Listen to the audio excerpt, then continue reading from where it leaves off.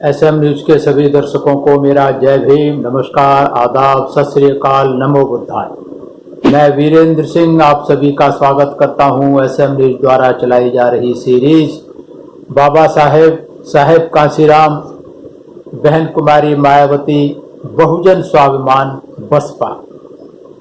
इस कड़ी में आज हम बात करेंगे सामाजिक परिवर्तन की दिशा में बहन कुमारी मायावती ने जब मुख्यमंत्री थी दूसरी बार 6 महीने के लिए तो क्या क्या काम किए। ये बहुत महत्वपूर्ण है जानना बताना, क्योंकि आज भी बहुत सारे हमारे बुद्धिजीवी साथी खासकर बहुजन समाज के ये किंतु परंतु करते रहते हैं कि बहन मायावती ने विचारों से समझौता कर लिया है, बहुजन से सर्वजन पर चली गई है, ब्राह्मणों को गोद में बिठा लिया है, ब्राह्मणवादी विचारधारा के तहत काम कर रही है।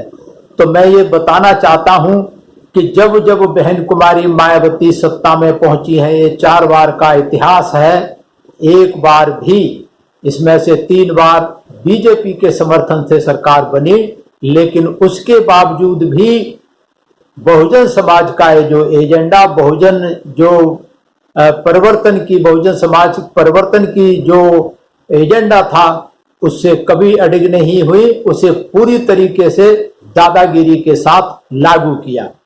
आज उसी कड़ी में थोड़ी सी झलक दिखाना चाहेंगे कि सामाजिक परिवर्तन की दिशा में बहन कुमारी मायावती ने क्या क्या किया, पीछे सभी वर्गों के लिए क्या क्या काम किए वो बताए। आज हम बात करेंगे कि सामाजिक परिवर्तन जो लाने वाले हमारे महापुरुष थे उनके सम्मान में, उनकी याद में क्या क्या किया गया। तो आज की इस कड़ी में है कि पुरस्कार योजना बनाई गई उत्तर प्रदेश में, जिसमें 9 महत्वपूर्ण पुरस्कार की घोषणा की गई, और वो है नंबर 1 डॉक्टर अंबेडकर गौरव पुरस्कार। ये डॉक्टर अंबेडकर की विचारधारा एवं कार्यों को आगे बढ़ाने वाले महापुरुषों को प्रतिवर्ष दिया जाएगा, वो चाहे किसी भी जात बिरादरी धर्म के हों। दूसरा, अहिल्याबाई होलकर के सम्मान में, अहिल्याबाई होलकर पिछड़े समाज से ताल्लुक रखती थी, उसके सम्मान में अहिल्याबाई होलकर पुरस्कार की घोषणा की गई, जो कि शासन प्रशासन के क्षेत्र में उत्कृष्ट कार्य करने वाली महिलाओं को प्रतिवर्ष दिया जाएगा, जो उत्तर प्रदेश सरकार की नौकरी में करते हुए अच्छा काम करेंगे उनको दिया जाएगा। तीसरा था संत रविदास स्मृति पुरस्कार। गुरु रविदास जी के सम्मान में संत रविदास के विचारों एवं साहित्य के प्रचार प्रसार करने वाले महानुभावों को प्रतिवर्ष दिया जाएगा। तीसरा था संत कबीर दास के सम्मान में संत कबीर सांस्कृतिक एकता पुरस्कार। सांप्रदायिक एवं सामाजिक सद्भाव तथा सांस्कृतिक एकता के क्षेत्र में कार्य करने वाले महापुरुषों को प्रतिवर्ष दिया जाएगा। और 5वां था महर्षि वाल्मीकि साहित्य पुरस्कार।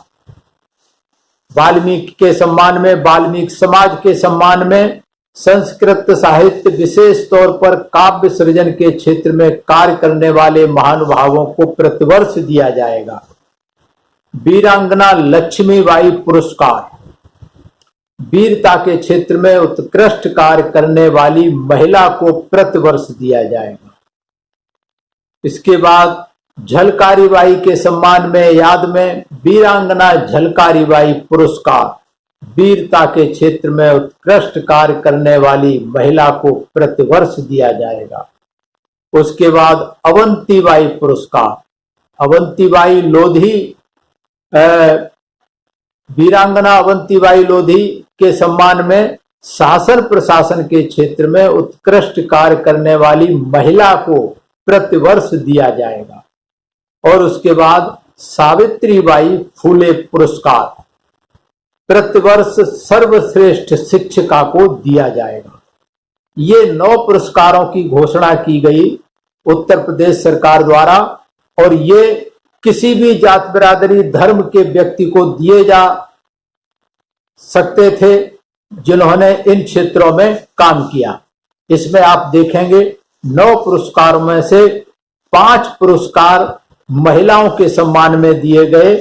तो महिला सशक्तिकरण की भी इसमें झलक आती है कि महिलाओं के लिए 5 पुरस्कार दिए गए और ये बहुत ही महत्वपूर्ण कार्य थे, जो कि पुरुषों के साथ महिलाओं के मान सम्मान बढ़ाने के लिए महिला सशक्तिकरण की तरफ भी ये महत्वपूर्ण कदम था। तो ये जो महापुरुष हुए जिन्होंने सामाजिक परिवर्तन की लड़ाई लड़ी, उनको याद करने के लिए, उनके सम्मान के लिए इन पुरस्कारों की घोषणा की गई।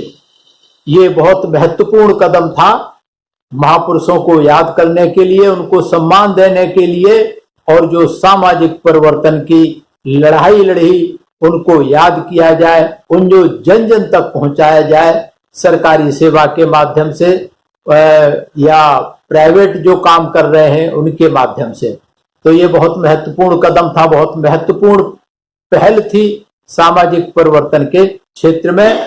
जो सामाजिक परिवर्तन का जो बहुजन एजेंडा था उसको लागू करने की। इसके साथ साथ दूसरा महत्वपूर्ण कदम उठाया था, महापुरुषों के सम्मान के लिए सामाजिक परिवर्तन करने वाले उनके नाम पर जिले बनाए गए। ये बहुत महत्वपूर्ण कदम था। इसमें हम आपको बताएंगे कि सबसे पहले तो 3 मंडल बनाए गए। 3 मंडल मतलब कमिश्नरी, जिसमें सहारनपुर मंडल, मिर्जापुर मंडल और बस्ती मंडल, ये 3 नए मंडल का सृजन किया गया। उसके बाद 17 नए जिले बनाए गए, जिनमें थे शहीद ऊधम सिंह के नाम पर, ऊधम सिंह के सम्मान में ऊधम सिंह नगर। शहीद ऊधम सिंह को कोई भी नहीं जानता था, इतिहास के पन्नों में शहीद ऊधम सिंह का नाम दबा दिया गया था। तो आज उत्तरांचल में है, शहीद ऊधम सिंह जिला बना करके लाखों करोड़ों लोग हमेशा शहीद ऊधम सिंह को याद रखेंगे, चाहे कॉलेज की बात हो, चाहे पढ़ाई की बात हो, चाहे पुलिस, कलेक्ट्री, दीवानी, कचहरी, रेवेन्यू, हर जगह ऊधम सिंह का नाम लिखा जाएगा। कोई भी सरकारी डॉक्यूमेंट होगा, कोई भी कागज होगा, उस पर ऊधम सिंह का नाम लिखा जाएगा। सड़कों पे लिखा जाएगा, चौराहों पे लिखा जाएगा, बस स्टैंड, रेलवे स्टेशन, जो भी चीज होगी सरकारी, उस पर ऊधम सिंह का नाम लिखा जाएगा। इसके बाद अंबेडकर नगर, बाबा साहेब अंबेडकर की याद में अंबेडकर नगर नया जिला बनाया गया। और गौतम बुद्ध नगर जो दिल्ली के साथ लगा हुआ है, तथागत गौतम बुद्ध के सम्मान में गौतम बुद्ध नगर। महामाया नगर बनाया गया, महात्मा ज्योतिबा फुले नगर बनाया गया, छत्रपति साहूजी महाराज नगर बनाया गया, और चंदौली नया जिला बना गया। श्रावस्ती, तथागत गौतम बुद्ध के सम्मान में श्रावस्ती नया जिला बनाया गया। बलरामपुर बनाया गया, कौशाम्बी बनाया गया जो कि बौद्ध स्थल है। संत कबीर नगर, संत कबीर दास नगर जिला बनाया गया, और उसके साथ साथ बागेश्वर, चंपावत, बागपत, रुद्रप्रयाग, औरैया, कन्नौज, ये 17 जिले बनाए गए। और इसके बाद 2 जिलों का नामकरण किया गया महापुरुषों के नाम पर, जिसमें थे पड़रौना का नाम कुशीनगर किया गया, तथागत गौतम बुद्ध के सम्मान में परिनिर्वाण जहां पर हुआ, और भदोई का नाम संत रविदास नगर किया गया। तो ये जो जिले बनाए गए, और इसके साथ साथ 38 तहसील बनाई गई, 4 विकास खंड बनाए गए, 5 स्पेशल बॉर्डर रेंज बनाई गई, और 2 स्पेशल बॉर्डर जोन बनाए गए, और 2 नई पुलिस रेंज बनाई गई। अब सवाल ये उठता है कि इससे आम पब्लिक का क्या भला हुआ, काय के लिए क्या फायदा हुआ? तो ये भी जान लेना जरूरी है कि नए जिले बनाने से क्या फायदा हुआ किसको। तो सबसे पहला फायदा तो हुआ, जब नए जिले बनाए गए तो 17 नए डीएम, 17 नए एसपी, 17 और एडिशनल एसपी, एडीएम, इस तरीके से करीब हजारों की तादाद में सरकारी नौकरियों का सृजन हुआ, जिसमें तहसील बने, तहसीलदार से लेकर के बाबू चपरासी से लेकर के सभी हजारों लाखों, 17 मिलाकर के हजारों लाखों नई सरकारी नौकरियों का सृजन हुआ, जिसमें क्लास 4 से लेकर के क्लास 1 तक के अधिकारियों को मौका मिला। इसके साथ साथ जो लोग परेशान होते थे, जिले के काम या तहसील में जाना होता था, हमारी तहसील भी नई बनी थी, हमारी कोई तहसील में गांव वालों को काम जरूरत होती थी तो 15 किलोमीटर दूर जाकर के बस से या साइकिल से जाना होता था, वहां कोई मिलता था, कोई नहीं मिलता था। अब हमारा सिरसागंज नई तहसील बना दी है, लोग पैदल जाकर के अपनी समस्याओं को सुलझा सकते हैं। तो ये बहुत बड़ी राहत लोगों को मिली, रहने वाले कि जिनको सुविधा मिली अपने काम कराने के लिए जाने, क्योंकि जिले में कलेक्टर के यहाँ, डीएम के यहाँ, तहसील के में हर किसी को कुछ ना कुछ काम रहता है। तो इन सब जिले के लोगों को राहत मिली कि उनको दूर दूर तक नहीं जाना पड़ेगा, आराम से अपने काम करवा सकते हैं। और जो रोजगार के साथ साथ में, सरकारी रोजगार के साथ साथ में जब बहुत सारे दफ्तर बने, हमने गौतम बुद्ध में नगर में देखा कलेक्ट्रेट बनाई गई, हर जिले में एक कलेक्ट्रेट बनाई गई जिसमें कलेक्ट्रेट के सारे कार्यालय, डीएम का भी, एसपी का भी, जज का भी, रेवेन्यू का भी, सारे कार्यालय एक कैंपस में बनाए गए ताकि किसी को बार बार इधर उधर भटकना ना पड़े। किसी भी विभाग में कोई काम हो, सारे कार्यालय एक जगह।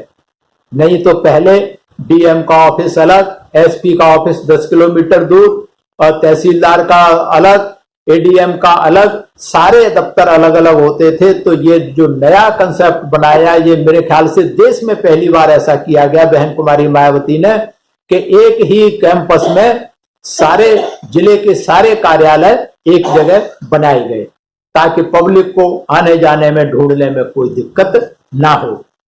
और इसके साथ साथ सरकारी नौकरियों का तो सृजन हुआ ही हुआ, इसके साथ साथ में प्राइवेट नौकरियां भी बहुत सारी जुड़ी होती हैं। इसके साथ साथ में जब सरकारी बिल्डिंग ऑफिस बनते हैं तो उसके साथ में चाय वाले से लेकर के स्टेशनरी, वकील, टाइपिस्ट, दुनिया भर के रोजगार और सृजित होते हैं। तो इस तरीके से जो 17 जिले, 38 तहसील और जो 4 विकास खंड बनाए गए, इसमें हजारों लाखों रोजगार का सृजन हुआ, लोगों को रोजगार मिले और आने जाने की राहत। विकास के लिए ये बहुत महत्वपूर्ण, लॉ एंड ऑर्डर कंट्रोल करने के लिए छोटे छोटे जब जिले हो जाते हैं तो बहुत आसान रहता है एसपी के लिए, डीएम के लिए, अधिकारियों के लिए कि लॉ एंड ऑर्डर को आसानी से कंट्रोल कर सकते हैं।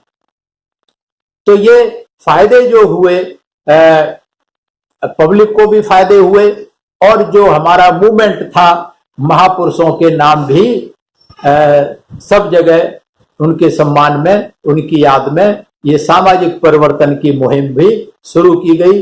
तो ये बहुत महत्वपूर्ण है, खास करके आज के नौजवानों को मैं बताना चाहता हूं जो भटकते रहते हैं, ज्यादातर सवाल करते हैं, कोई किसी के पीछे लग गया, कोई किसी के पीछे लग गया है, उत्तेजित करके, आंदोलन करके और भड़का करके उनको जेलों के अंदर ठूंसा जा रहा है, उन पर मुकदमे, संगीन धाराओं में मुकदमे लिखे जा रहे हैं, तो उनका भविष्य खराब किया जा रहा है।